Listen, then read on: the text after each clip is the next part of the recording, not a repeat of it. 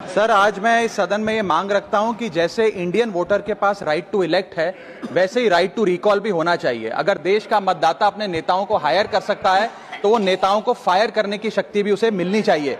Sir, right to recall is a mechanism that empowers the voters to de elect a neta representative before the tenure ends if he fails to discharge his or her duty. Sir, हम MP MLA चुनते हैं, उसके बाद अगर वो काम ना करे, अपने वादे भूल जाए, जनता से दूर हो जाए, तो 5 साल तक इंतजार करने के अलावा जनता के पास कोई ताकत नहीं है। कोई इंटरिम प्रोविजन नहीं, कोई अकाउंटेबिलिटी नहीं, कोई परफॉर्मेंस रिव्यू नहीं, कोई करेक्टिव ऑप्शन नहीं। चुनाव से पहले नेता जनता के पीछे और चुनाव के बाद जनता नेता के पीछे।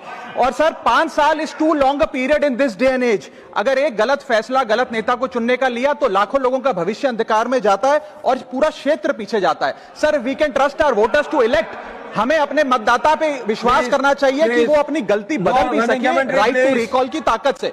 Sir, let me clarify that right to recall is not a weapon against politicians. It is an insurance policy for democracy. और भारत के संविधान में जब आप राष्ट्रपति को इंपीच कर सकते हैं टेन्योर के दौरान, उपराष्ट्रपति को हटाने का प्रावधान है, जजों को इंपीच करने के लिए प्रोसेस लेट डाउन है, यहां तक कि रूलिंग गवर्नमेंट के खिलाफ नो कॉन्फिडेंस मोशन लाकर आप सरकार बर्खास्त कर सकते हैं। तो एमपी एमएलए अगर आपका नॉन परफॉर्मिंग है तो उसको हटाने के लिए क्यों नहीं राइट टू रिकॉल मतदाता को देना चाहिए। दुनिया की 24 से ज्यादा डेमोक्रेसीज में राइट टू रिकॉल का मैकेनिज्म लागू है, जिसमें यूएस, कनाडा, स्विट्जरलैंड जैसे देश है। मैं आपको उदाहरण देता हूं सर, कैलिफोर्निया में गवर्नर क्रिस डेविस नाम के नेता 2002 में चुने गए।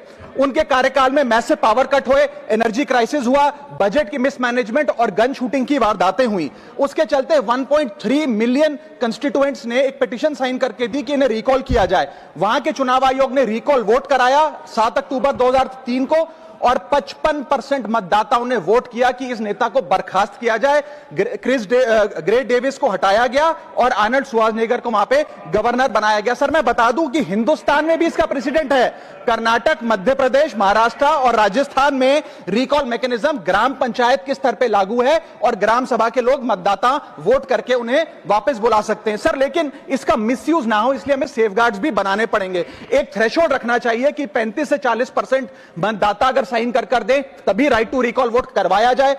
नेता को 18 महीने के लिए परफॉर्मेंस पीरियड देना चाहिए, कूलिंग ऑफ पीरियड, जिसमें उसे ना हटाया जाए। स्पेसिफिक ग्राउंड्स फॉर रिमूवल होने चाहिए ताकि फ्रिवलेस ग्राउंड्स ना हो, और रिकॉल कम से कम 50% वोटों के बाद हो। ऐसा होगा तो पार्टियां भी ऐसे लोगों को टिकटें देंगी जो परफॉर्मर्स हो, ना कि नॉन परफॉर्मिंग एसेट, और भारत की डेमोक्रेसी मैच्योर होगी, सिटीजन एम्पावरमेंट बढ़ेगा, and recall will give the voter the power to fix that right now. Sir,